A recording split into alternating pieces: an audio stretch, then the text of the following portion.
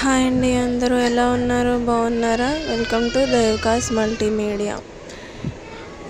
నేను ఈరోజు మీకు అమ్మ నేర్పిన వంటింటి చిట్కాని మీకు చెప్పబోతున్నాను. అదేంటంటే బత్తాయి తొక్కలతో చేయబోతున్నాను. బత్తాయి మనం తినేస్తాం కదండి, ఆ తొక్కల్ని తీసుకొని వాటిని మనం ఏం చేయాలంటే ఎండలో ఎండపెట్టాలి. ఈ విధంగా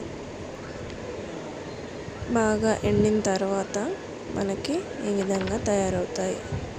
వీటన్నిటిని మనం స్టోర్ చేసుకోవచ్చు, లేదా అప్పటికప్పుడే మనం పొడైనా చేసుకోవచ్చు.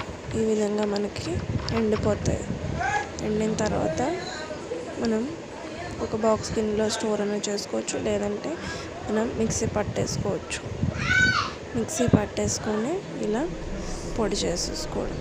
ఆ పొడిని మనం వాటర్లో కొంచెం వేసేసుకొని ఫేస్కి అప్లై చేసేసుకుంటే రిజల్ట్ చాలా బాగుంటుంది. ఫేస్లో గ్లో ఉంటుంది. ఓకే అండి, బాయ్.